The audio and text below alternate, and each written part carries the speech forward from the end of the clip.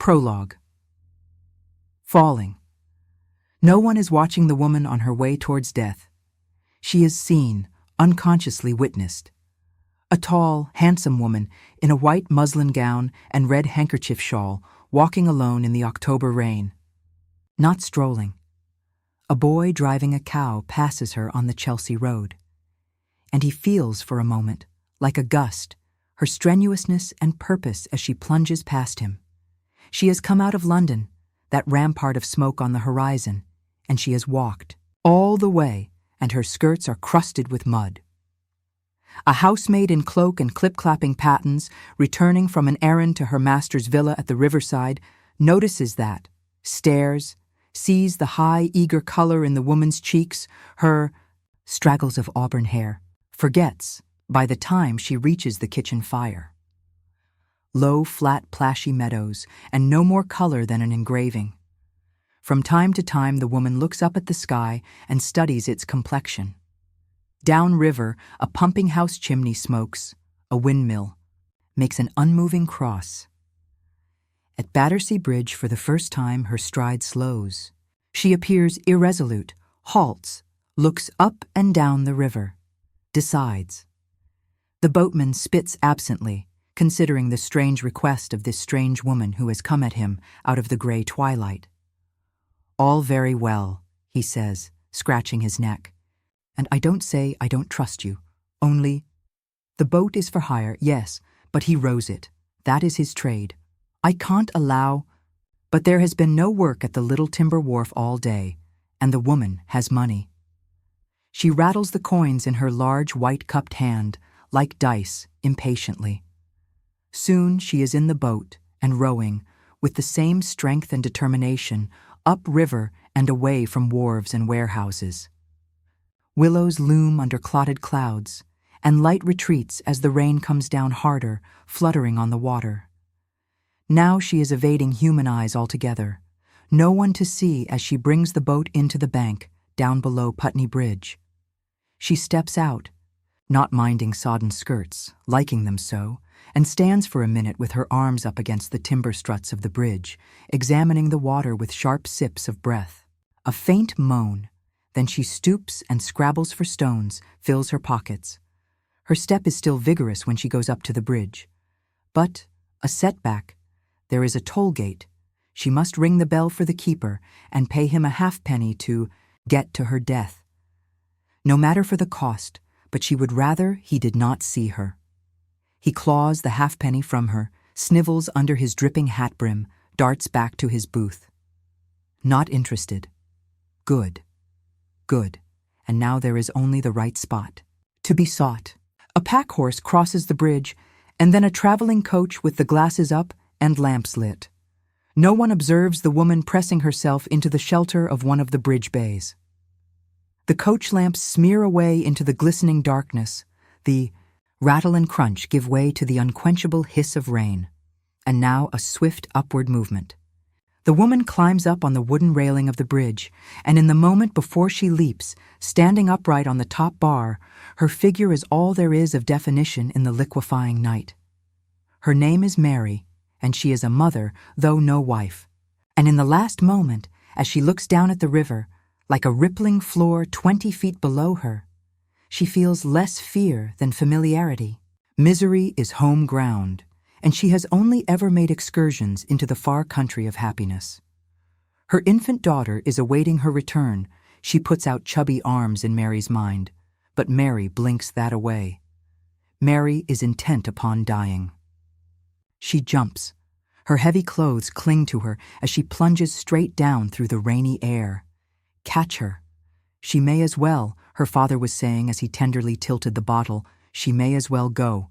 It is the best she can hope for, after all. She is never going to make a good marriage. He spoke with authority, for once. Failure was something he knew all about. Her mother wept vague, selfish tears.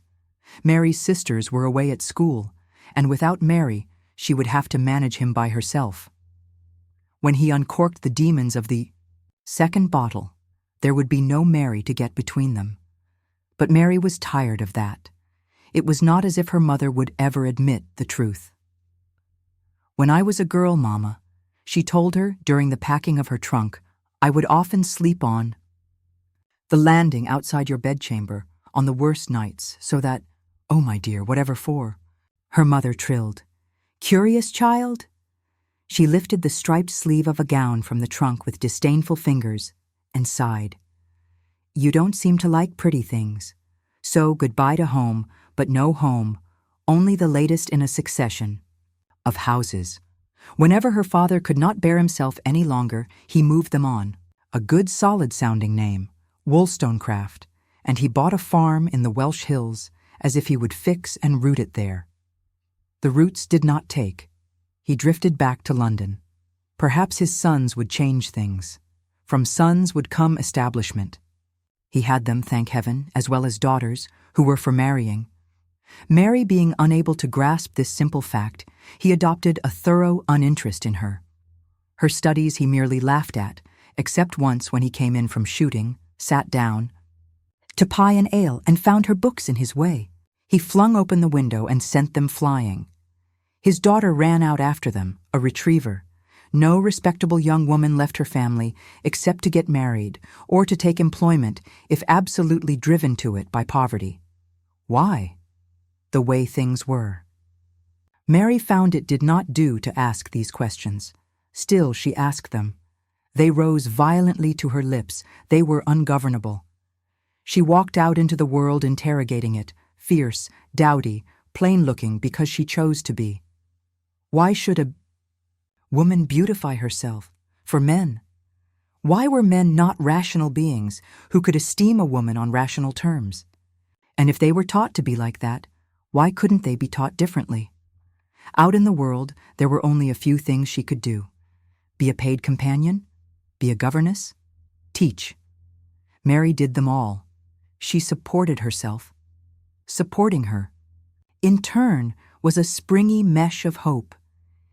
Even when she fell and plunged, as she often did when melancholy undercut pride, she was caught up by hope and returned to life. Something better was awaiting, though she was not sure of its shape. Not man-shaped. That was certain. Men were her father, and her all-conquering, all-inheriting brother, and the boor her sister had married, who was drunk at his own wedding and mauled his wife in her childbed. Where Mary knew love was in female friendship. She dreamed of a mutual, tender attachment of equals, perhaps in a cottage, although it was also vaguely like a library. Even her dreams did not fit. Her mother fell ill, and Mary was called home to the daughter's duty at the slow deathbed. Mrs. Wollstonecraft did not seem to understand what was happening to her. Pain and peevishness gave way as she thinned to stark, flat surprise. Surely this had only been the first act, not the whole play. Surely. The question was still on her bony face when her eyes finally dimmed. Mary screamed, and the curate, who had come to talk comfort, nodded, smiling. Ah, so there was sensibility in this unnatural virago after all. But the scream was fear and realization. Her mother had never done or thought or felt anything very much, so death was no break, merely more or less of the same. Everlasting ladyism. Mary took it in. She took in the lesson of her next employers, aristocrats, young, powdered, idle, marooned in their thousands of Irish acres. The master of the house dwelled on Mary's breasts with bored rake's eyes. His wife passionately kissed the grazed paw of her favorite dog while not listening to her daughter recite, and when the daughter became too attached to Mary, and her mother dismissed Mary because of it, that bitter lesson was taken in too. What had been done to women did not necessarily make them allies. The footman shrugged off the hand of the beggar. The mudlarks that she watched when she came back jobless and penniless to London, rooting in the filth of low tide beneath London Bridge, fought like dogs over their pickings. She took it all in and tried to vent it with her pen. She must write, or burn. Paternoster Row, St. Paul's Churchyard, Ave Maria Lane. The names reeked of the unenlightened past, all the oppressive lumber she would throw off the bent back of humankind. But here she found her place. here where the booksellers and stationers and publishers had founded a little republic of print. Authors exhibited their candlelight complexions in these shady, quiet streets, the quietest in London, with posts set up across the thoroughfare to discourage wheeled traffic so that the noise of the city was like a near seashore. Mary wrote and was paid and printed stories, reviews, translations. She gobbled up the work that made her short-sighted, ink-stained, and independent. A blue-stocking. Her father's sneer was easy to imagine. She did not need or want to see it. He was ensconced in Wales now, with a second wife, a simple, devoted countrywoman. A good wife to him, apparently. What the world commonly calls a good wife, Mary said, is indistinguishable from an outright slave. It was at her publisher's house that she began to say these things. He was her publisher, employer, landlord, and friend. Every afternoon, he gathered his authors about his dining table, painters, scholars, politicians too, and they traded in heady talk, radical talk. Up in the air went the conventions, the old worn ideas. Bang went their intensely rational arguments and shattered them. Mary had never known a space that a governess could occupy and say such things in. Here was thought. Here was no powder and damned finicking lace, and here, alas, was love, bad love. That other, arrested Mary, endlessly falling towards black water, knows that with her it has always been so, ever thus, a plunge from reason into darkness. Love nearly spoiled that good place. She made a hysterical fool of herself over a man clung and begged. She survived it, thank God, or thank that vaguer deity that she was learning to honor in those days. And then those days became suddenly glorious, first her place, and now her time. No longer a misfit, she heard revolution yell across the channel like a child to a mother. 89, the world completely changed. To Mary, it finally turned. The right way up. Liberty. Say the word. Feel its delicate effect in the mouth, its consonants a lick, a kiss, and a chuckle. Sensual. And there were some of her set who went around pronouncing the magnificent word wantonly as fresh news. Came daily of the tumble and rush of events in Paris. They would renege as the novelty wore off, take fright at the scale of the remaking. Not Mary. A citizeness to her soul, she did not see the revolutionary cause as something you could take up or put down at will. This was mankind's turning point, and we were all in it. Thank that dwindling Godhead, almost departed now from Mary's once devout soul, where she had set up a shrine to reason, spanking new as a Brighton villa, that she had been born in this time, the greatest time in all history. She embraced it, and it embraced her. Mary, the eternal governess, the scribbling blue-stocking, had a part to play as revolution rose and sun-like flooded the world's horizon. Who is Mary, the wretched woman some seconds and yards from drowning herself like an unwanted pup? Not. So long ago she had been the most famous woman in Europe. And Mary, falling, sees in a tiny instant the fallacy that the times were made for her, that the world was made for her, for it is in truth a thing all separate and alien, and when in a few minutes she is dead, it will go smoothly on without her. And in this last agonizing truth and terror, the oracle of reason is dumb. The Rights of Man. The book that started it was by Tom Paine, Norfolk Quaker originally, then fighter for American freedom, then taunting scourge of John Bull and his flunkyish notions of church and king.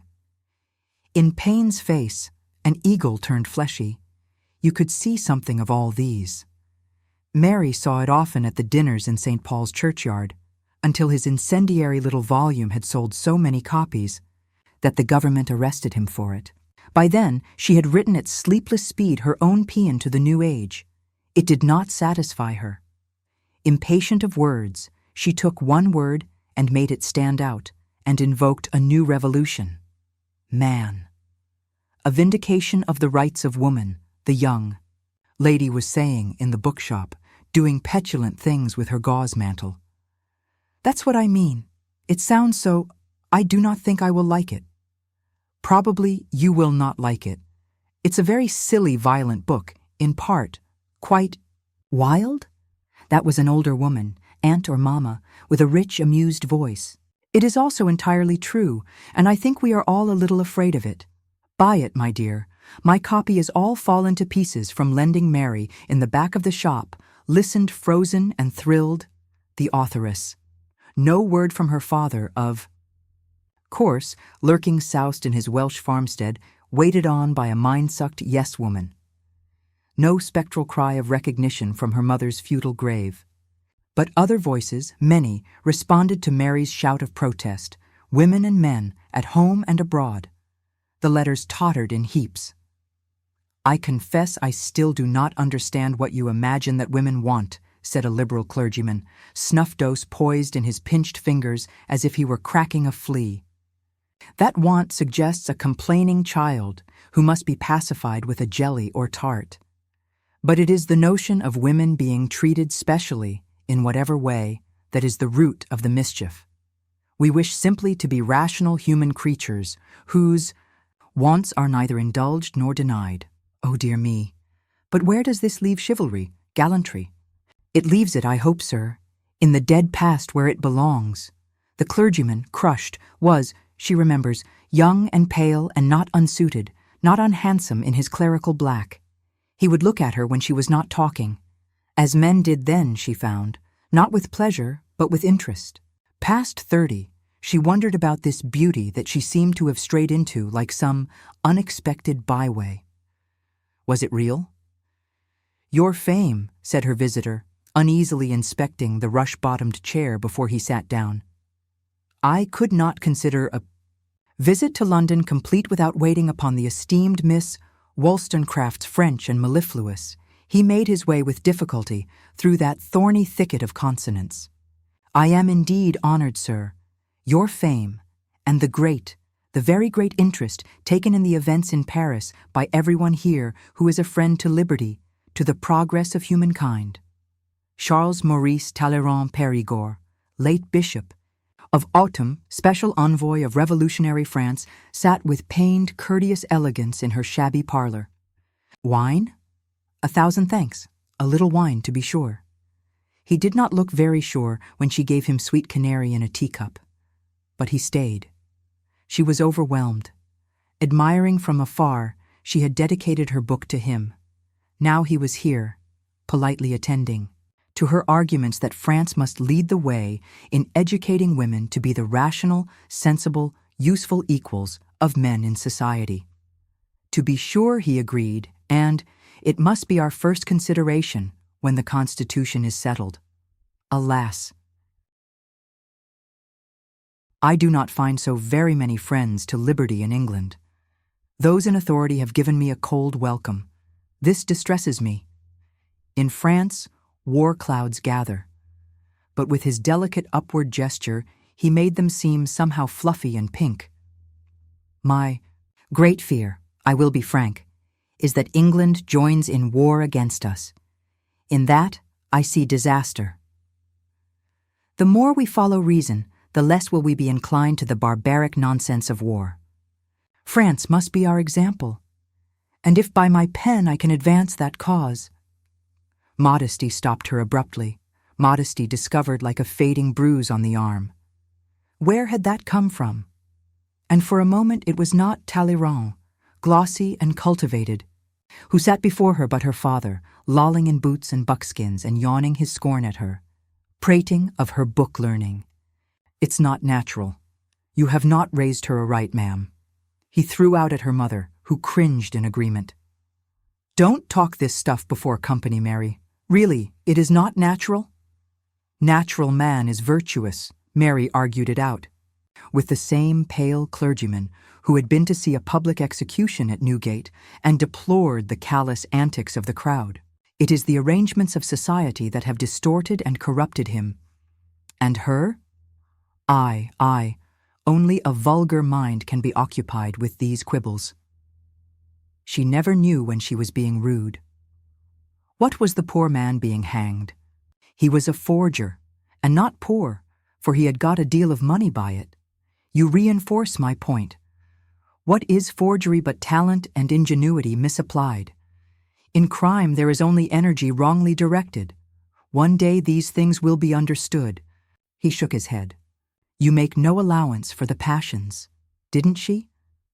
Her misguided passion, her bad love, had made her writhe and weep. He was an artist, clever, ugly, self-admiring, wrong. Writing alone at her bureau, her dusty study scoured with summer dry light, Mary watched a bluebottle endlessly hammering itself against the window glass, and saw there love as she knew it, a painful beating against nothingness. France. It was in her thoughts, in her heart, and many of her friends were going to see for themselves. Mary packed her well-traveled trunk. Goodbye to the old unhappy kingdom. Greetings to the smiling Republic of Virtue. On the beach at Dover, the sailor helping her into the rowing boat took the opportunity to grope her buttocks. He grinned in her frowning face. A thin, dandified elderly man saw.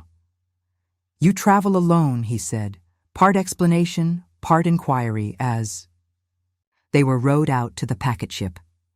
You have heard, madam, that they are slaughtering people over there? It is partly to discover the truth behind these rumors that I go. If they are true, which I doubt, then it is much to be regretted. But still you go, it's still contend for the principles the French have adopted, not their violent practice. You suppose the two can be separated, he said, with the same half-question. Why do you go, sir? She said, annoyed. I have property interests in Rouen, he said, yawning. And it is all one to me. I am not a friend of humanity. Don't like it much. She turned away from him, shook the sluggish sand of Dover off her petticoat hem, and put her face into the ebullient Channel wind. Later she remembered him. Now, in the plunging, dying now, she remembers him. I am still a spinster on the wing, she wrote to a friend. Paris was all cold winter light. She watched it harden on the whitewashed wall of her bedchamber lodging at the echoing top of the merchant's house in the Marais. Outside, the dawn cry of the water cellar, mournful. In the high, narrow gully of a street, shattered her with homesickness. Madame, said the maid when she left the house, tapping her own head and winking. Hat, the tricolor cockade. It was best to wear one in your hat. Bullish sans-culottes might accost you in the street otherwise, question your sympathies. She, of all people. Paris was not London. At first she could not get over this simple fact. No ramble of scrubby suburbs. It was country, then city. No veil of coal smoke. Mary was disdainful of appearances, and it was a shock to find herself unable, for a long time, to see past them. Coffee houses, billiard halls, retisseurs, wine shops, teeming and heaving. Then gaps and vacancies, an effect of pulled teeth. Statues gone from plinths, the mansions of the nobility in the Faubourg Saint-Honoré standing bare.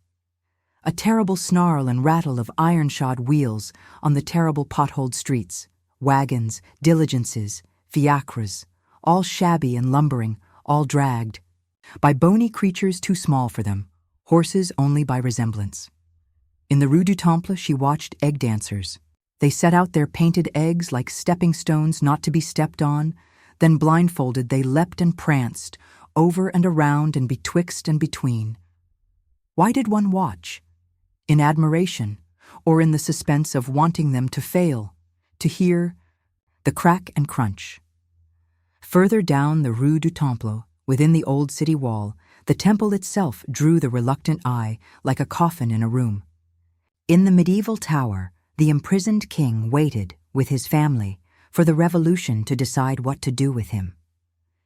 You heard about the queen's friend, the Princesse de Lamballe, after they cut off her head? An acquaintance from London, who took her to White's Hotel, where the English visitors gathered. He smiled thinly, the blasé expatriate.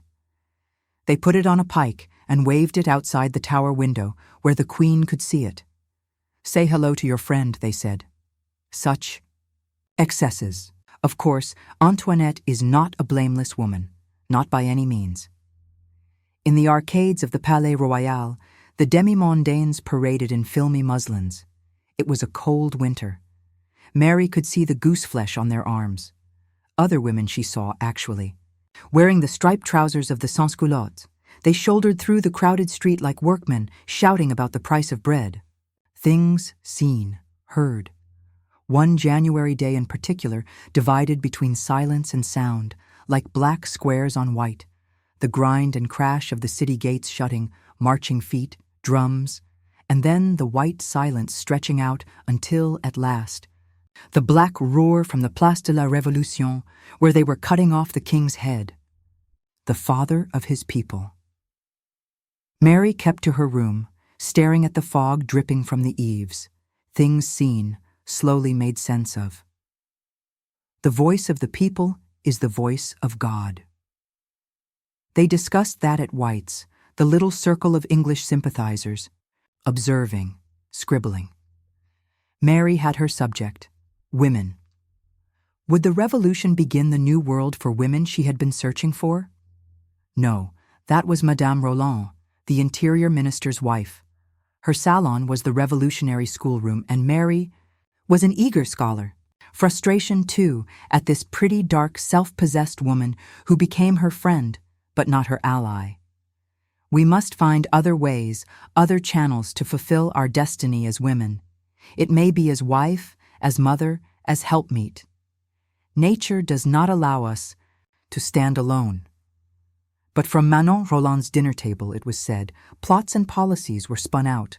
Her husband ran the ministry, but she ran him. She calmly confided to Mary that she found him physically repulsive.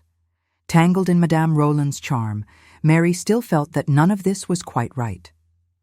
If the voice of the people is the voice of God, Mary said, then the reverse must be true, as the two halves of an equation must be interchangeable.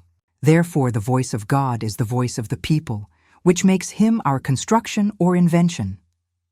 Atheism. Madame Roland smiled. Does it frighten you? No, except when she saw certain things. An old tisane seller in the Rue Sainte. Antoine, bent double from the keg on his back, borne all his blank, crippling years, swaying along like some grotesque great snail or turtle, and on his caved-in face a meaningless, appalling grin. A graffito on a wall outside the temple showing the queen impaled on a spike, and on her face the same grin, but this time of leering pleasure. Then Mary reached for faith like a blind woman groping for a stair rail that suddenly wasn't there. Felt herself falling. As she falls now, a tumbler in dark air about to hit dark Wattet. As she fell in Paris, while revolution became terror, fell headlong deep in love. Imlay. His name. Two simple syllables that came for Mary to encompass the world, including heaven and hell. He disliked you very much when I first saw you, she told him, as she lay in the lumpy in-room bed watching him dress. Well, I must say that's uncommon, he said, grinning, pulling shirt over narrow, sinewy torso, over the scar where a bear's claws had raked him. But then, you are an uncommon woman. Is this uncommon? She asked, partly from anxiety, partly from a sheer seeking of information, when she eagerly took him, to her for a second time. What I feel. He was reassuring. He was experienced with women, not as a rake, but as a sincere lover. An intimate partnership of equals, that was his ideal, not the stifling conventions of marriage. Two prize turkeys strung up together. Gilbert Imlay was an American, late captain in the Army of the Young Republic, and when he spoke of prize turkeys and flung out his rangy arms, laughing, he seemed to bring a bracing gust of air from the great forests of the wild where he had tracked and explored. That's what he says. She overheard someone muttering at White's. France and England were at war now, and the expatriate circle at White's dining table was dwindling. Those who remained were growing sour and suspicious even as they huddled together. Why did he come away from America then, the great hunter? What he hunts? Someone said, "Is—" The rest was spluttering laughter. Business. That was what had brought Imlay to Europe. He had a share in a ship. Also, he had written a book, published in London. Also, he was a sympathizer with the revolution. Why? Was this not satisfactory? Why must people be pinned down to a category? Thought Mary, helpless with love. Bliss must have a bower. Hers was a little house he found for her outside the city at Neuilly, amid smoky green clouds, woods on all sides. From there, Paris faded to a rumor of tramping feet and clanging tocsins. The revolution was a serpent eating its own tail. The prisons were filling with the denounced and proscribed. Manon Roland was among them. When she was alone in the house, Mary had nightmares, but mostly she was not alone. Imlay came to her from Paris, lean and humorous and ardent, with news, delicacies, kisses. A mistress in a cottage. Well, let people see it in that light. She knew it was different. And yet she shuddered in terror when she missed her menses and began to be sick. And to the dungeons of her nightmares was added the figure of her lover, turning his back and walking away with that loose-limbed shrug. "Why, I was never more happy, my dear. Who could not be? A child is a joyous thing. I love children?" He laughed at her expression. "Why so surprised? I almost like children better than adults, fresh and natural. What could be better?" He held her hand tenderly, kissing the fingertips, looking searchingly at her. "Do you fear loss of reputation? We're agreed, I think, on our opinion of those nonsensical old conventions, and you know I consider you the wife of my heart." "Oh, yes." In Paris, where Mary returned for her pregnancy, a nonsensical old convention was finally got rid of when Queen Marie Antoinette was executed on the machine of Dr. Guillotin, once mistrusted, now much used. Mary hugged the swelling life within her amid the multiplication of death. The Republic dosed its ills with a vigorous application of terreur. Faces she knew from Madame Roland's salon stared out from the tumbrils under cropped hair. Madame Roland's turn came. She died, Mary heard bravely. Madame Roland had said that the revolution must be cemented with blood. She was a literary person, and literary people sometimes say such things. They are perhaps not quite to be trusted with words. Mary wrote, kept her lodging, tried to keep her faith. Imlay was gone to the coast, to Le Havre, on ship business. Foreigners were proscribed, and there were few of her old circle about. She was safe because Imlay was American, and he called her his wife. Only called her so, the few muttered. Marriage, vows, she told them, would clog my soul. But still she had nightmares, and sometimes the kicking of her baby seemed like the frenzy of a prisoner battering at his walls. Walking out alone, she crossed the Place de la Révolution. There was the guillotine on its platform, a modest apparatus like an oversized cider press. One saw the surprise on the faces of provincials who expected the machine to tower dramatically into the sky. The work had been done earlier, but there were still soldiers about, and a group of sans-culottes seated about the pedestal of a vanished statue enjoying a fête révolutionnaire. Bread, a few bits of fruit and vegetables set out on handkerchiefs. A man bit right into a whole onion as she passed, with a hideous crunching that seemed to scour her ear. She had never been so close to the guillotine. A sort of fascination drew her nearer. Then she cried aloud. The ground under her feet was sticky. No stranger to the mud of Paris streets, she did not for a moment realize that it was congealed blood that had sucked the heel of her shoe downward. "Oh God! Oh dear God! We do wrong here," she began to shout. "Does no one see it? Is everyone blind?" "No, madame," hissed a voice in her ear. "No, not blind, just preferring to live rather than die." A fat, pursy man in striped trousers and cockaded hat, he firmly took her arm and propelled her away. "You have 2 lives to protect, I see.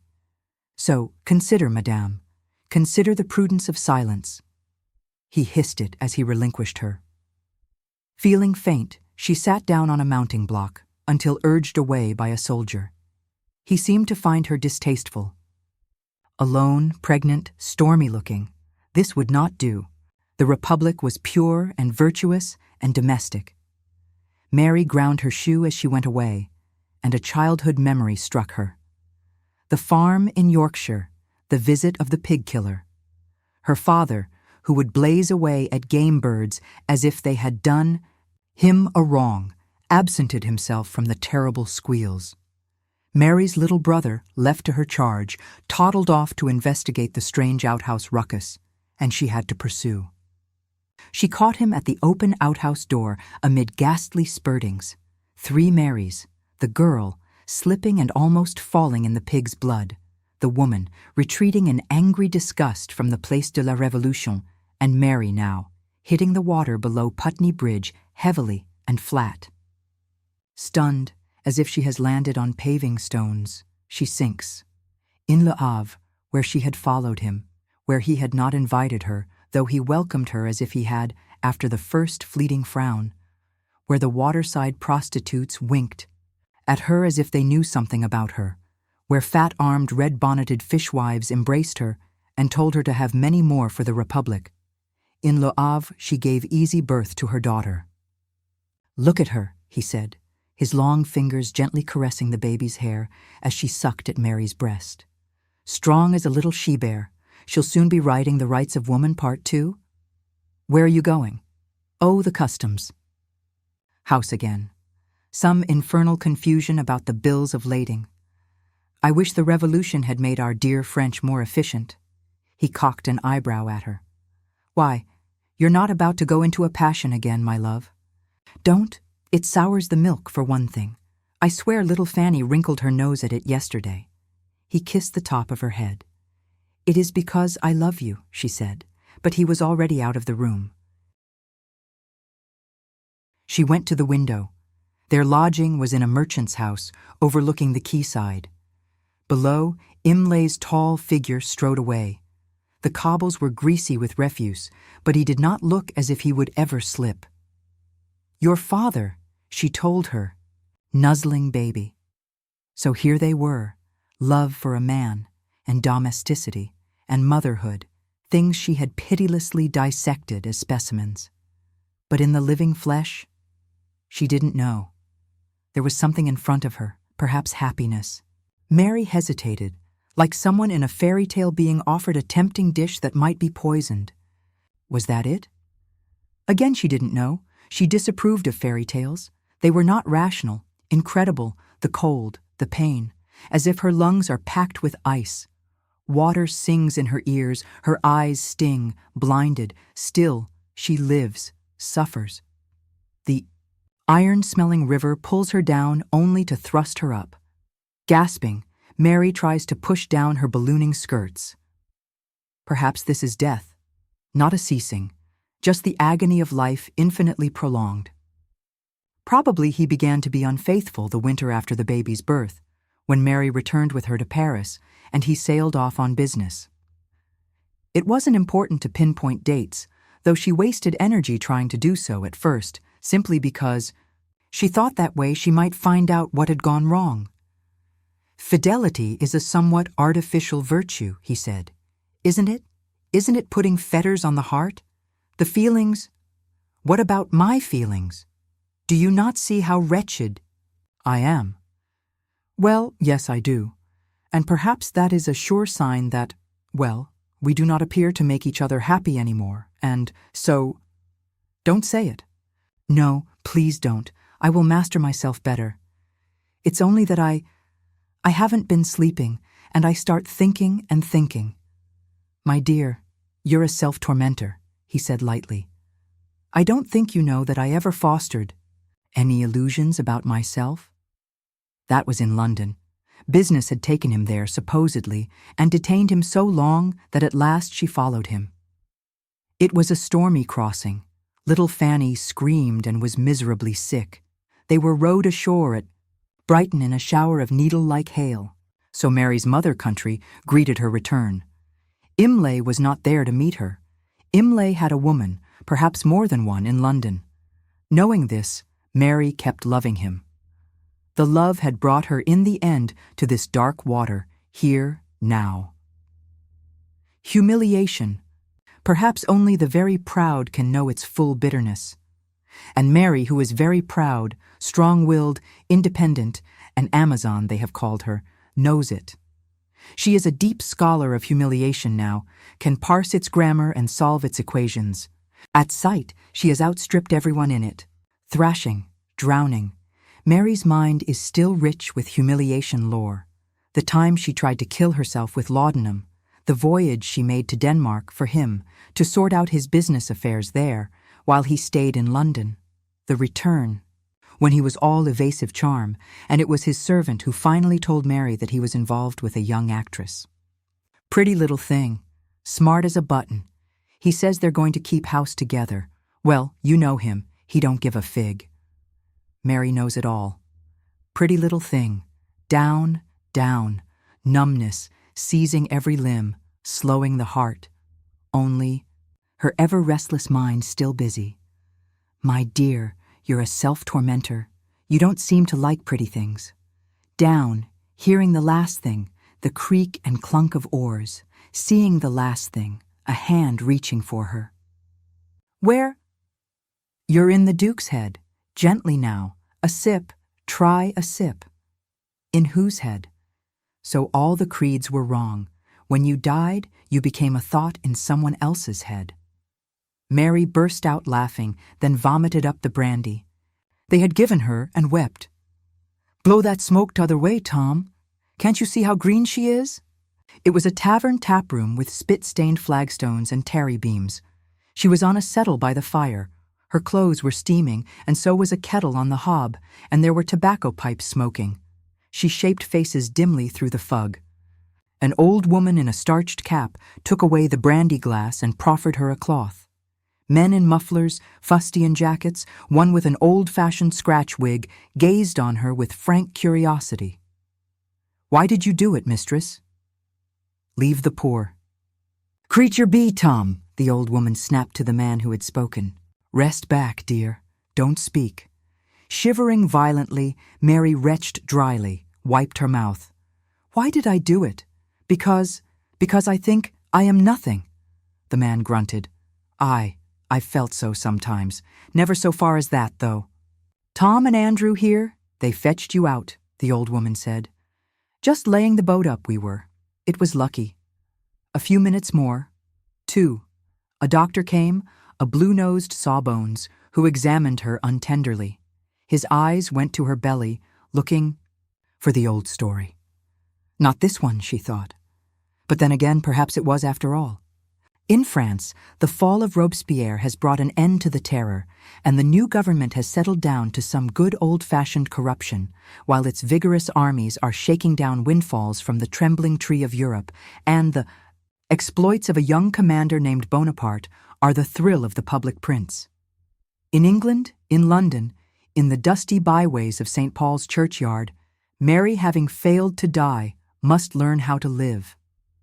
It was Imlay who at last sent a carriage to fetch her from the riverside tavern back to town. For a little while it seemed, but no, the half-drowning has done this for her at least. He will, if she cleaves still to him, go on forever looking at her in that wry, bewildered way, no more. She is very bleak. It was, she tells her friends, a rational act.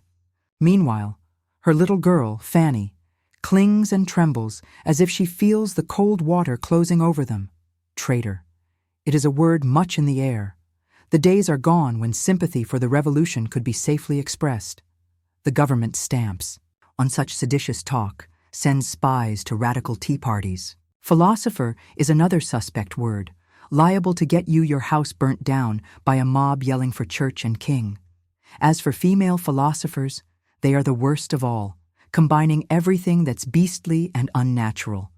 Mary sees the spirit of John Bull at his most jowly, heavy-booted and piggy-eyed stomping across the land.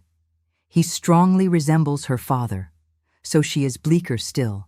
She has tried to live and tried to die according to her beliefs. Building the world from the head up, as in France. Instead, the fall of the angled blade, the fall into dark water. She can see no way up, out. Brushing her hair in front of the mirror one morning, she says to herself unexpectedly, "I am lonely?" And with that, it is as if a new Mary emerges from the chrysalis of the past, shaking her sad wings. Friends gather round, performing little unheroic acts, nudging her towards life. "Come to the theater with me. I have 2 tickets. I don't want to go alone." She is seen again at dinner tables, if seldom heard. Admirers are directed to the celebrated author of The Vindication. "I have come 350 miles, ma'am, to shake this hand." Mary's French maid excitedly notes the day she goes out alone, calling, neatly dressed, "Madame is off walking like a man again." Soon she is strong enough to debate, to argue. Being less sure of everything now, she is more convincing. Among her hearers, one takes shape, for her, for us, from the figured frieze of radical literary London, see spectacles, dowdy powdered hair, blue-stocking bosoms unhindered by stays, striped coats, La Robespierre, steps forward one particular figure. What does he represent, this round-shouldered scholar, 40-ish, thin-haired, with the mild eyes and the long, unfortunate nose? "Love," writes Mary, "is a want of my heart." The bleak mood often visits her still, or, rather, it does not visit so much as brutally burst in like a ravisher. That is Mary. There are no suburbs to her personality. Before you know it, you are at her heart. The man is named William Godwin. He moves in her circles, has seen her about before, has had the startling experience of being gently corrected by her, indeed, when he was holding forth about something. That doesn't happen often. In their circles, this man is revered much, as Tom Paine was. Behind the domed forehead, radical ideas revolve. In cool prose, he slaughters every sacred cow from monarchy to marriage. He is a bachelor with holes in his stockings, living by his pen, devoted to humanity in the abstract. The woman who corrected him was an annoying blur on the edge of his myopia. Now there is a change. Someone tells him the story of Mary's life. He carries it home like a brimming vessel. She calls on him at his lodgings in Somerstown, where black beetles scuttle and a shabby dancing master practices on a kit fiddle. Next door hour after squeaking hour. She looks quite at home. Romantically, he begins to feel that his myopia has been more than physical. When she has gone, he finds himself trembling. Never a dexterous man, he drops his plate while preparing his solitary bread and cheese supper. Lucky poverty. The plate is mere pewter and goes rolling and rippling and wobbling around the floorboards for a remarkably long time, so that he finds himself watching its erratic course in fascination, wondering where it will end up. How he ended up here, the apostle of anarchism, is quite as curious. He was a country boy. He grew up in the East Anglian fens, where the horizon ruled its severe, logical line between earth and sky, where the rivers ran straight, where the square box of the meeting house stood up against the flatness, awaiting him. For young William was to be a minister like his father. They trained him for the pulpit. His fastidious mind led him by neat stepping stones of reason to atheism. Now, writer, philosopher, scourge, he would see all pulpits brought down, along with all institutions, but not violently. There is no fiery element in him. Back in the fens, he saw what the slow, unstoppable rising of the waters could do. "So, you have made the pilgrimage," says a friend to Mary, archly. "Did you get a blessing?" Young men, intent on world-changing, bring their panting ideals to Somerstown, sit at Godwin's feet. But Mary does not worship, not Godwin, even as she begins to see more of him, and to look forward to it, and to think of him as soon as she wakes up in the morning, and to spend deep evenings tete-to-tete that only end with wild mutual glances of disbelief at the clock. She remembers what it was like to worship and where it ultimately took her. "Do you mean you are falling in love rationally?" says the same arch friend. Answers Mary, "Why not? I disliked you very much when I first saw you, Mary tells him, in the warm, free space made by their first kiss. And then memory seizes her, horribly. She has said that before, but this is not Imlay. "Did you?" Godwin says, in his pondering way. "Yes. We began badly, I think. We didn't know each other then, of course. It just goes to show, as I have always argued," a smile lights his wintry face, "that the extension of knowledge must always lead to the enlargement of happiness." And they laugh. "Those two?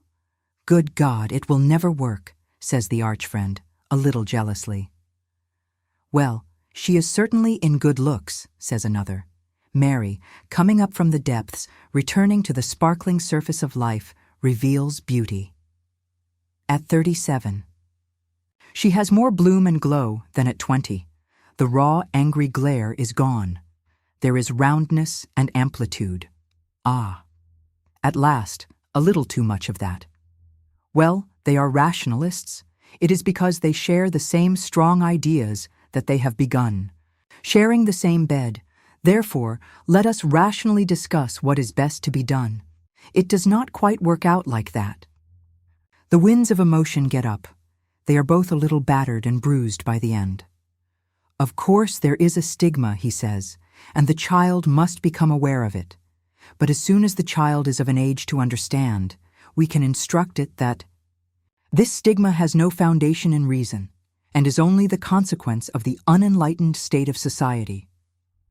"Talking of stigma," she says, tight-lipped, "there is the stigma upon me. Fanny was born out of wedlock, though I passed as Mrs. Imlay.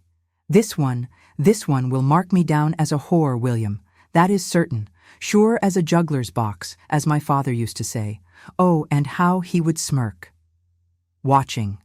Her in bafflement, Godwin says, "But you don't believe in that false morality. Your beliefs—" "I know my beliefs, thank you. And this is not a time to be talking of them. These fears—" He shakes his head. It seems a lapse into gallantry, but what he says is simply honest. "I never supposed you could fear anything." Her coppery head is down. What she doesn't say, "I fear that you will abandon me too." Godwin paces his narrow parlor. All around are books, unhelpful heaps of them. There is a volume of her own writing on the table, and on the floor one by him. Idly, she picks his up and places it on top of hers. There, perhaps a pamphlet will be born. She laughs and puts her face in her hands. "My dear," his arms are around her. "My love." "Well?" Godwin says, nervous but smiling, as they stand in a wedge of spring sunlight outside St. Pancras Church. "This is, entirely contrary." "To my principles, mine also," says Mary. "Come, let us go in and be married." This unborn child is quiet. Unlike Fanny, who sometimes comes and puts an ear to Mary's belly and listens dubiously, he does not kick the womb with violent assertion. They are sure the baby will be a boy, and already refer to him as William. Instead, there are only gentle interrogative nudgings, which Mary imagines as little questions, courteously put, about the world outside. In the afternoons, when she consents to take a little rest, for Mary wishes to work, walk, and live full right up to the birth, she sits in the bedroom window with a view of hayfields to the north and conducts a colloquy within herself, through blood and heartbeat, to the stranger inside. "Where is your father?" "He's working, just over there. Evesham Buildings. He has rooms there." "Well, yes, he lives here with us also, but he keeps a separate establishment during the day. Yes, it is uncommon, but it suits us. It is not reasonable for two independent creatures, even if they love each other, to be forever in each other's pockets. Not that I mind when he is here. Not at all. This place? Well, I hope you will like it. It's called the Polygon. That means many-sided, quite new-built and very well planned, though by no means fashionable. I hope you will never care for that. We are on the edge of London here, and there are meadows nearby, and good air, and those things are much more important. Yes, hot today. A strange summer it has been. Burning heat, then sudden downpours, and the most terrific and sublime thunderstorms I ever knew. I fancy those hayfields were quite worthless this year, which is a great pity. These are such dear times because of the war. I must confess to thrilling at a storm. Though, you must have felt it yourself, the great stirring and the electricity in the air. Your father, I think, does not feel so. To him it is just a meteorological phenomenon, which of course it is, stall. Oh no, he has a very feeling. Hart, your father. Fanny loves him. Handsome? Perhaps not, though he has a noble profile, I think, and a most musical voice. You've surely heard him reading aloud in the evenings after the cloth is taken away and the lamp lit. My favorite. Times. I tell him that a husband is a much more useful and pleasant domestic article than I ever supposed. Well, you see, it is our little joke, for we have both of us written much against the institution of marriage, and now we go and get married ourselves. Some are happy for us, some do sneer. That, my dear, is something you must accustom yourself to in this world, if you are to live any kind of independent, feeling, worthwhile life, and not just go on like an automaton of convention. The fact is, it's better to be born from married parents, for nonsensical reasons. And I am weary of being scandalous.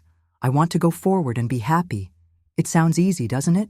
And yet it is the thorniest thing. By your time, I hope, it will be easier. I hope and believe. These times are rather cruel and bitter, my dear, that should have been so good and bright. We thought the world was being made anew. Instead, the old world is being clamped down over us like a cage. There are men in government now who would defame your father to the depths of disgrace, and me also. They spy upon their own people. Honest men who meet to talk over their country's affairs are thrown in prison for it. And as for women, we are bid to hold our tongues when we have scarcely gained the use of them. But this cannot go on. Once the path of improvement opens, humankind must walk it at last. This I believe. And do you know what? You have a star attending your birth. Yes, a romantic notion, is it not? But quite true. There is a new comet seen in the sky. And do you know who discovered it? Madame Herschel, the Astronomer Royal's sister, a woman. Yes, that does make me very happy. The Polygon, Somerstown. London, Sunday, the 3rd of September, 1797. Late summer still, in the pink, cobwebbed sky, summer in the flowering gardens enclosed by the ring of tall houses. Not fashionable, true, and in 30 years' time it will be very down at heel. But on this Sunday, a pleasant place with a pleasant little world circling around it, a world of artisans and their families, French refugees living on very little, but still curled and powdered, market gardeners who carefully brush the brick kiln dust from their growing greens, miniature painters, authors. The man in the stiff blue coat with gilt buttons, exchanging greetings with a chairmaker sitting at his open window beside his whistling caged bird, is a city clerk. On his arm, his wife in a wrap-over gown and coquelicot shawl, plump and cheerful. They are returning from a walk out to one of the many favored Sunday spots between here and Hampstead, the tea gardens and bowling greens and skittle grounds, the dairies where you can drink milk fresh from the cow and go on to watch an Italian puppet show in the inn-yard, the flat fields where Cockney sportsmen bang merrily and hopelessly away with their guns and come home strutting. Sunday-fied peace and a sleepy glow on the wooded heights of Highgate and Hampstead. A swaddling atmosphere, just right for the household at number 29, where a new baby, 5 days old, breathes the temperate air and squints at the mellow light. Not a new William after all, but a new Mary. The midwife who delivered the baby girl, after a long and difficult labor, chuckled when she saw Godwin's expression of surprise and said how curious it was that parents got these notions in their heads when they had no means of telling. But the adjustment was quickly made. "Beautiful?" Godwin murmured, peering short-sightedly at the suckling mite. "Indeed?" "Such pain you gave me, my dear, Lord, you half killed me." Mary tenderly addressed her baby. "But now you are so good and so sweet, and I am quite recompensed." A difficult labor, and afterwards more travail. The afterbirth did not come, an alarming development.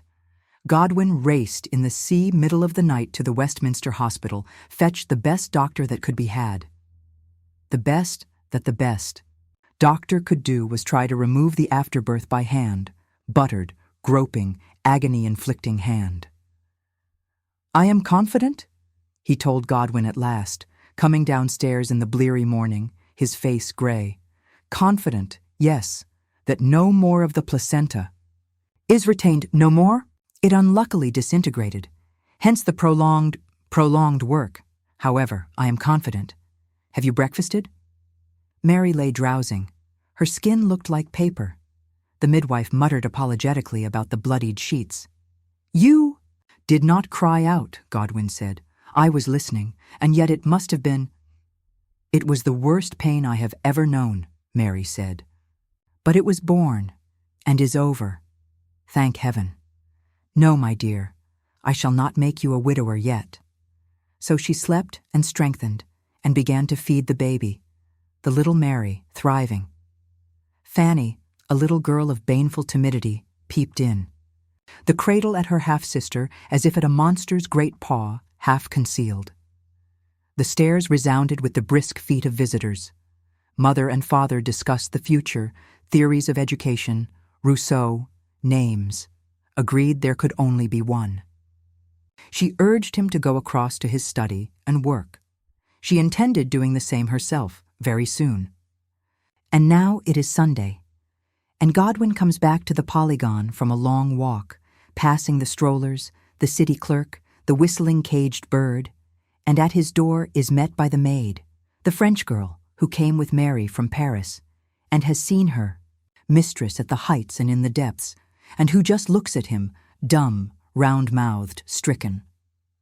"Her shivering," says Godwin, shivering, that is no ordinary egg." "Well, of course it is a moot question," says the doctor, "whether there is ever any such thing as an ordinary eggs." Godwin stares. Not a humorous man, even in his lightest moments, here at the darkest, he finds himself on the brink of a joke, nearly saying, "I am the dry pedant in this house, thank you." Instead, he mutters, "I invited some people to dine. They had better not come." He eats alone, not in the dining room on the first floor, but in the little parlor below. Later he goes upstairs, pauses, steps into the dining room. The bedroom is directly above. The ceiling is juddering and hammering as if a great engine were working up there. That is his wife shivering. "My dear, this is a sad change. You must have a lot more rest, I think. Shall I move that pillow up?" "No, keep hold of my hand there. That terrible shaking is gone. Feel it? Somehow I overcame it. A struggle." She smiles weakly. "It's all a struggle, isn't it?" "To be sure." He holds her hot hand and tries not to avert his face at the smell of her breath. "The baby. Where is she?" "The doctors think it best she goes to nurse. They fear your milk is not good for her at present." "Puppies?" Godwin says distractedly. "Puppies. Or kittens at a pinch. But there is the matter of sharp claws. Puppies, preferably. For comfort, the doctor says. To drain off the milk, sir, which may have a poisonous effect if retained. Also, it may offer stimulation to the whole. Womanly system. If there is still placental matter, the womb must be encouraged to expel it. Alternatively, a further manual operation. I know a surgeon who would make the attempt." "Puppies? I don't know. There must be some, I suppose, in the vicinity. But I am hardly acquainted with our neighbors. The maid will know puppies, squirming at Mary's swollen breasts. I have appeared many things. To you, my dear," she says to him, through clenched, smiling teeth, "but never absurd before, I hope." Absurd? Heroic, I think. Something of Romulus and Remus in reverse. Later the surgeon comes, looks, shakes his head. She is too low. She is sinking, sinking. The 6th day. Unthinkable that she can live through such days. The trouble is, she wants to. He has been at her bedside for hours, comes down groggy and half-blind from fatigue. He sees the maid hovering. "No, nothing for me, thank you," she said. A most curious thing. She said she was in heaven. I am not sure what she could mean, saw whether she meant perhaps that her symptoms were feeling a little easier. The maid thinks, how pompous he is. She misses the little girl, Fanny, who has been sent to stay with friends. She does not think she will like it here without the mistress. She has an admirer down the street, a Frenchman. I'll marry him, she thinks. No babies, though. It's too hard for women in this world. My dear, do you hear me aright? There is something I wish to say about the children. A bare whisper. I know what you are thinking of, and then neither of them can say any more. Such silence. Outside, the slow footsteps of the lamplighter sound like the tread of a giant, hunting. Jay, another Sunday. But such is the difference a week can make. Now the sky is a cold, reserved blue, and there is a pinch of autumn in the air.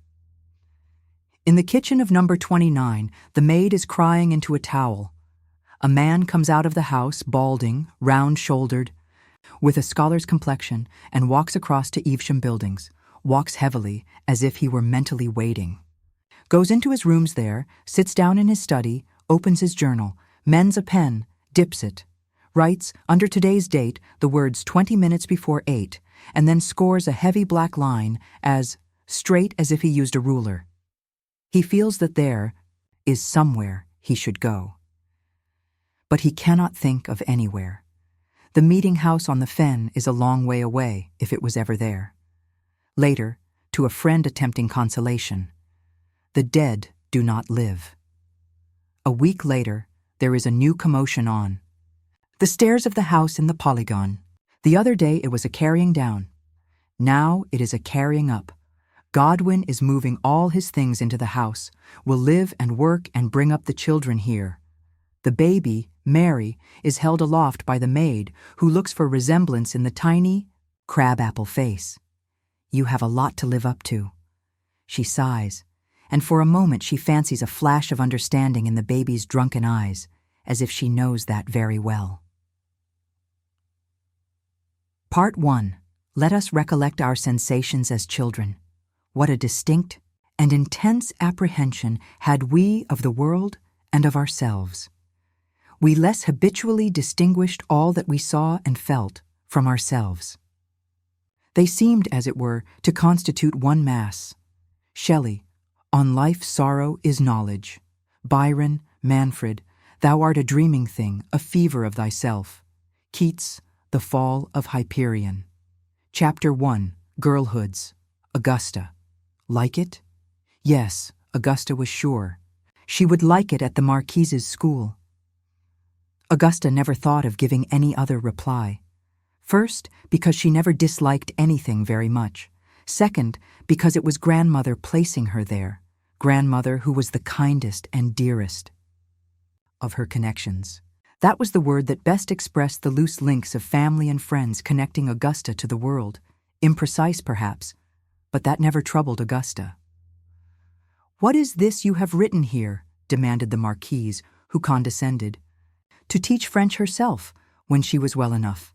She suffered from bilious headaches. From brandy, the music mistress would whisper, with a vivid mime of tossing back a glass. And sometimes, indeed, the Marquise would talk in maudlin tones of the property she had had in France before the Revolution drove her out, and then set her teeth and make chopping gestures. What is this? Le chaise or la chaise? It looks as if it could be either. Yes, Augusta said agreeably. It seemed a very good solution. Grandmother hoped she would not be too shy. Again, that was the nearest word. Augusta could be so quiet, still and self-contained, you forgot she was there. But it wasn't fear. She was content to let people be what they were, which was much. Grander, fuller, more significant figures than her. while she comfortably observed. Grand was precisely the word to describe her grandmother. As a little girl, Augusta had supposed that was why she was called grandmother. And when she discovered that other people had grandmothers who weren't necessarily grand, she was faintly disappointed. Only faintly. Her mind remained pleased with the concept, and at some level felt it was still true. Augusta's mind was like that. It was the mental equivalent of being double-jointed. Grandmother was Lady Holderness, still handsome at past 70 and upright as a dragoon. Years ago, the late Earl of Holderness had been a favorite of the court, even for a time governor to the turbulent young Prince of Wales. And about Lady Holderness there clung still an antique Hanoverian atmosphere of snuff and powder, paduasoy, and ruffles. Where the Marquise, who took all the fashion papers, wore the new style of high-waisted gown, loose and flowing, Lady Holderness remained rigidly encased in stays. Regularly, she received friendly little notes in mangled French from Queen Charlotte herself, that dreadful old dowd, as the other girls at the school called her. "They say the Queen knits all evening," said vivacious Miss Edwards, "and no one is allowed to sit in her presence, or sneeze or cough or make a noise, and then she goes to bed at 10. And she is so frugal that no one gets a drop or a crumb, the whole time, and sometimes the equerries faint dead away, only they do it quietly." "Curious how the prince has turned out so very different," said languorous Miss Lane, flat on her back. "Such dissipation." They all loved that word. They loved to say it hissingly, luxuriate in the images it evoked, although these were really rather vague. Bottles, sofas, cards, bed curtains, with perhaps a bailiff at the door. In the schoolroom, they efficiently put the cut-out map of Europe together, but sinfulness was a country of repute only, its borders indefinite, its extent unknown. "Not curious at all," said Miss Edwards with heavy wisdom. "His upbringing was so stern and severe, it was no wonder he would fly out and rebel. Anyone could have seen that." "And your grandmother is actually a lady of the bedchamber," Miss Lane said, yawning at Augusta. How monstrous dull for her." Still, the connection was impressive. It gave her some luster in the other. Girls' eyes. The difficulty was explaining it. Was her grandmother, then, her only family? Not really, though her parents were both dead. It was a long story, and rather sad. Augusta's story, it had become for her almost like something she had read in a book. Much of it concerned people she had never seen, or could not remember seeing. Her mother, spoiled and beautiful only daughter of Lady Holderness, had been the center of a great scandal. Respectably married to the Marquis of Carmarthen, she had thrown up everything for a passionate affair with a dashing officer in the Coldstream Guards. They were not discreet, they were flagrant. The Marquis, being a Marquis, was able to get a sorrowful divorce. She, with her reputation in tatters, promptly married her dashing captain. He promptly spent all her money. The carefree ways that had been so engaging in a bachelor were less attractive once she was married to them. From this unlucky alliance came one child, Augusta. Her mother was never well after the birth and died on Augusta's first birthday. "Do you have not the faintest memory of her?" asked Miss Morton, who was strong on sensibility. "Some say that even the tiniest infant can receive these impressions and revive them in later life." "Do they?" said Augusta, always respectful of what others said. "Well, it may be so, but not for me. I cannot remember anything of her." Nor much of the years that followed. According to the story, grandmother took charge of her, bitterly blaming her father for her mother's death. Meanwhile, the dashing captain resumed his old ways. Soon he was hock-deep in debt and resorting to the marriage market of Bath to mend his fortunes. There he snared his second bride, a Scots heiress with the refinement and allure of an oatmeal pudding, and eagerly began working his way through her £20,000. And now there came a patch of memory, like a colored picture pasted into the story. her father and his new wife came to claim Augusta from her grandmother.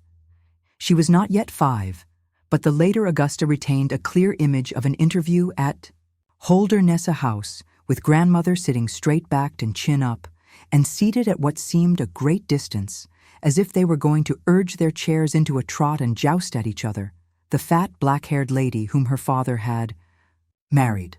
Somewhere between were Augusta and her father. He was crouching down and smiling and holding out his arms invitingly. A handsome man with laughing eyes, fair hair tied in a queue, a froth of cravat. And Augusta looked from one to the other, searching their faces, not knowing what to do. She had a sense that she ought to please someone somehow, but could not think how to go about it. "If you must," her grandmother was saying. There was more, but these were the words, several times repeated, that stayed with Augusta. If you must. Grandmother sounded cold and unhappy, not like herself. She had been born a Dutch woman, and there was always a gentle accent, a shading in her voice that to Augusta was the essential sound of kindness. Grandmother was very devout. Augusta's mind, by one of its ready transitions, always conceived the voice of angels, even of God, speaking with that accent. The fat lady was saying, "She will do very well with us," and patting her ample belly. And at this point the memory dissolved in incoherence and alarm. The fat lady, Augusta's stepmother, went on. "There is a little brother or sister for her here. What do you think of that, missy?" And Augusta burst into tears and ran to her grandmother's skirts, hiding her face. There was some sort of fear or misapprehension in her that the fat lady was going to produce, conjurer-like, a little baby there and then. It was all too much partly because of fascination. She wanted to see the brother or sister, as well as dreading it. She wanted everything to be as it was before. She howled, and curiously, though she was taken away by her father and stepmother, she remembered very little of that. There was a glimpse of the parting with grandmother, who was shaking, not with tears, not with cold.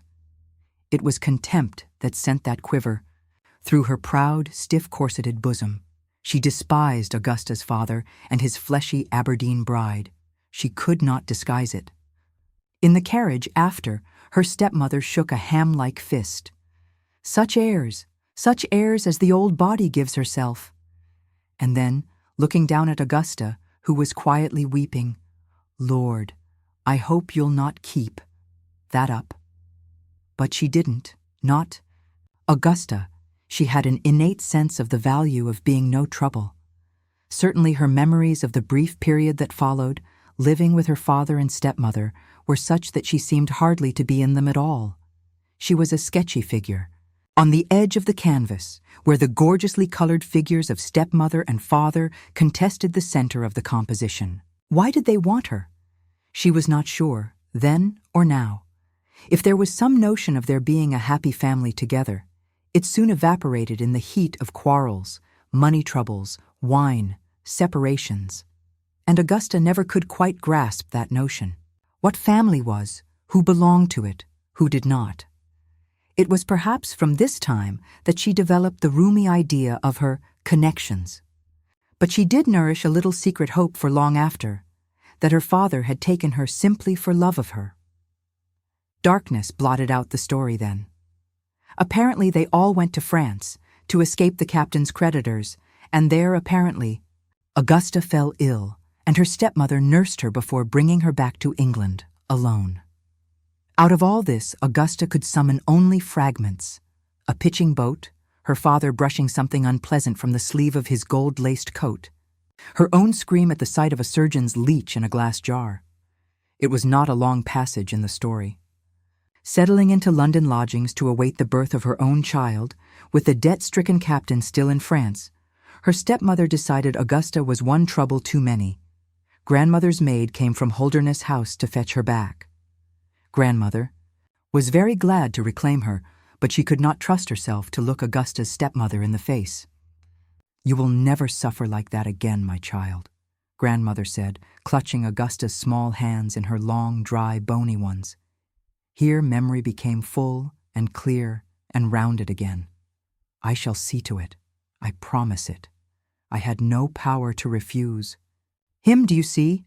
Because he is your father. He has his rights. The dry hands tightened convulsively. Well, we shall see. If he tries to claim them again? Grandmother looked grim. The gaunt sinews stood out in her stately neck. Perhaps because of that, because even then she sought pleasantness at any price, Augusta said, I didn't mind, Grandmother. He is very good, really. God help you, my dear, Grandmother said, shaking her head, and God bless you, but he is not. The grim, gaunt look softened, though, to Augusta's intense relief. Natural, I suppose. You have a warm heart, Augusta. I hope it will not hurt you. Oh, I shouldn't think so. So she was not to see the baby brother or sister after all. Half-brother, Grandmother said, when news came that her stepmother had been safely delivered of a boy. He is to be George. George. Augusta tried the name over. There was something irresistible about it. She had a baby brother named George. These simple facts seemed to solve much that was problematical and unsatisfying about her young life. My brother George? Half-brother. But you need not trouble your head about him, I think, my dear. They say she intends taking him back. To Scotland. She will need to beg from her family, of course. So it proved. Her stepmother decamped with her baby brother to Aberdeen, a place that Augusta used to think of as practically polar in remoteness, beyond ice-strewn seas.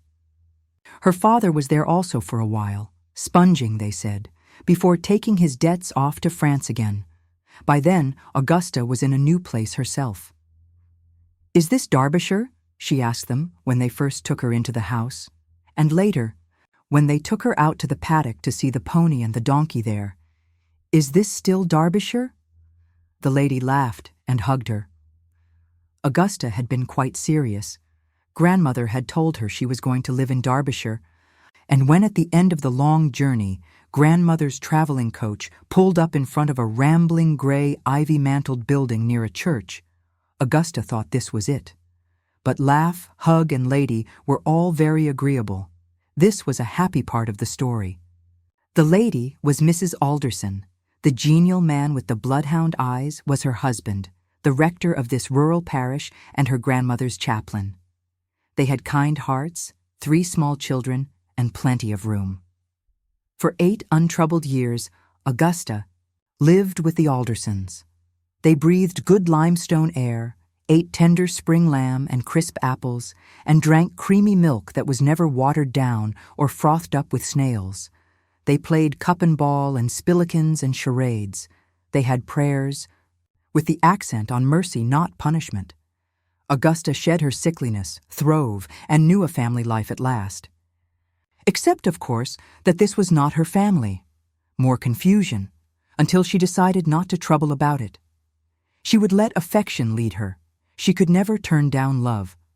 Perhaps for others it was like an annuity that could always be relied upon, but for Augusta it was a special gift to be received gratefully.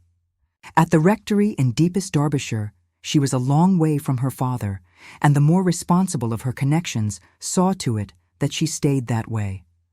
The captain was not told where she was, lest he steal her away, or, more likely, threaten to, so they would have to pay him not to. Understanding this, Augusta's flexible mind still embraced a wish that she could see him, somehow, while keeping this peaceful life as well. It was an impossibility, but Augusta lived quite comfortably with impossibilities. This one was not to be. When she was 8, her father died of drink and debility, penniless and alone, in the French town of Valenciennes. Mad Jack, as he was known, was only 36. But then, he had surely lived twice as fast as most people. Now that he was only a memory, a sketch of dazzle and dash, he could be harmlessly allowed into Augusta's mental circle of those she loved. Also ushered into that inner and inward circle was the little half-brother she had never seen, who had inherited their father's debts and, it was said, his good looks. Alas, They were spoiled, because the little boy in far-off Aberdeen was, grandmother reported, terribly lame, club-footed in fact. Augusta knew what that was. There was a youth who looked after the mules for the nearby coal mine, and he could be seen from the rectory windows, sometimes leading the poor creatures to grass. Poor creature was said of him too. His lameness was spectacular. He lurched and swung and teetered. Village children followed, mimicking cruelly and with deadly accuracy. Yet the imagined brother in the circle of Augusta's mind, shadowy as he was, certainly did not move like that. He was all grace. So Augusta's story brought up to date, the long, tranquil passage among healthful hills, ended, warm, loving goodbyes to the Aldersons, and a new chapter opening at the Marquise's boarding school in Barnes. Just outside, London, here. This whole tract of Thames side, through Fulham to Chelsea, had been liberally planted with young ladies' academies. Any day you might see crocodiles of girls going on walks, goggling at other crocodiles across the way. Did you see her? Did you see the sabot sleeves? Did you ever see such a fright in your life? Looking in, if indulged, at milliners. And circulating library, exercising pencil and sensibility at riverside beauty spots. Down to peaceful Putney Bridge was one such walk. And here you could still hear the local gossip of last autumn, when a woman tried to drown herself by jumping off the bridge and was rescued in the nick of time by watermen. Poor creature, thought Augusta. She could not imagine such potent unhappiness. It even seemed a human achievement beyond her capability, like genius or Herculean strength. Not quite London, but London very near at hand, and that was apt for Augusta, for she was sent to the school to be groomed and polished and prepared for that little, huge world just downriver where grandmother lived. Society. The landmarks of that world stood out to the minds of the Marquise's young charges like vivid peaks. There, if you were lucky, you had your coming out at Almack's, paraded Rotten Row in the fashions of a Bond Street modiste, went late to routs and crushes in the mansions of the squares out west, or to Vauxhall Gardens, or to the theatre in the fascinatingly sinful purlieus of Covent Garden. And there were men. Oh, there were men everywhere, of course, like the drawing master who breathed noisily through his nose and jumped as if electrified when his hand accidentally brushed yours. But this was different. In that waiting world, men were superb, terrifying, and other. They lolled in the bow windows of their clubs, Whites and Brookses and Boodles, and stared out at St. James's Street that was all theirs, for no respectable woman could walk there. Yet they were also after you, in that world. That was why you entered it, to join a sort of mutual hunt through the groves of the season. Somewhere there was the man who would make you his prize. The girls talked of him as they lounged on summer evenings in the stifling bedrooms on the top floor of the Marquise's house. In the dry heat, there was a prickle and crackle of muslin, gowns and restlessly combed hair. At the sound of hoofs and wheels in the street, they always left a silence, as if it just might be destiny bowling towards them. "I'm so bored," said Miss Lane, the ever-languid, her face in the counterpane. "Have you noticed," said Miss Edwards, "how old Garside puts her hand on her cunny when she talks about Rousseau?" They let out a fizzing laugh, scandalized, also contemptuous. Miss Garside was a teacher, and thus old, dowdy, hopeless. They would never be like her. "Rousseau was a great spirit," said sentimental Miss Morton. "The one place in the world I wish to visit above all others is Rousseau's grave." "I aver, you have the most curious notions," sighed Miss Lane. "I aver" was all the rage with them at the moment. These favorite phrases like beyond, anything great and monstrous mortifying, came and went mysteriously. Who could care to go and see a grave? It would quite put me in the dismals. "Don't let the Marquise find your volume of Rousseau," said Miss Edwards. "She says he caused the revolution. It was people like the Marquise who caused the revolution," Miss Lane said, with sleepy tartness. What would you do at the grave? Lay a laurel wreath. Weep, Lord, though I suppose anything is better than this boredom. She sat up and looked over at Augusta. Aren't you bored? You never look it. Oh, sometimes, Augusta said, though in truth she wasn't. Seat her comfortably and she could happily contemplate the landscape of her own skirt, shoe, sofa. Not you. Miss Lane levered herself up, regarded Augusta with tousled head on one side. I can see you in a dozen years. A mother. Oh, Lord, breathed Augusta. Yes, and a good one, a doting one. The sort I wish I had instead of the old strumpet. Miss Lane's mother was a fashionable widow, reputed to be having an affair with her young lawyer. Once a month, she wrote her daughter a short letter, half the page blank. My dear child, they always began, Miss. Lane said it was because her mother couldn't remember her name. Yes, a happy wife and mother, and you'll be very genteel and settled, but the young people will adore you because you're not severe and bring you their love troubles. This was amazing. Augusta could never picture anything in this way, unless she had already seen it or had it described to her. Miss Morton said, What about me? Oh, I think I can see Eastern costume, Miss Lane said, satisfactorily. Miss Morton had a favorite uncle in India and would often talk knowledgeably about the fabled East and claim an exotic soul. And me, said Miss Edwards. I don't know. I'm tired. Miss Lane groaned, collapsing again. And so bored, and she stared up at the sun-filled window as if her stare might crack and burst it out. Shall I read from the monk? Miss Morton suggested. Shall I read the part where they get Cunegunda and bind her and gag her, and Agnes dresses as the ghost of the bleeding nun? It is so wonderfully horrid. Not so horrid the 10th time round, Miss Lane sighed. And then Augusta spoke up, not with self-assertion, for that was not like her, but simply because she felt their dullness and wanted to cheer them. They loved the thrill of the Gothic, and she could bring it closer. You know, my brother has an abbey, or will have, a real Gothic abbey. They clamored. Even Miss Lane was alert. How, tell. Well, my brother is heir to the barony of Rochdale.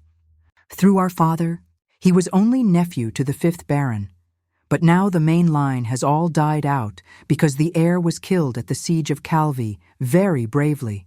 And so when the old lord dies, which cannot be long, my little brother will become the 6th lord. All quite unexpected, and he will get the ancestral house in Nottinghamshire, which is a genuine old abbey called Newstead. No, I have never seen it, but I have heard all about it. Nor my brother neither. Yes, half-brother, though I don't feel that makes any difference. Oh, I don't know how old, only that it warns monstrous old, and it does have a haunted room that I can swear to. It was a sensation.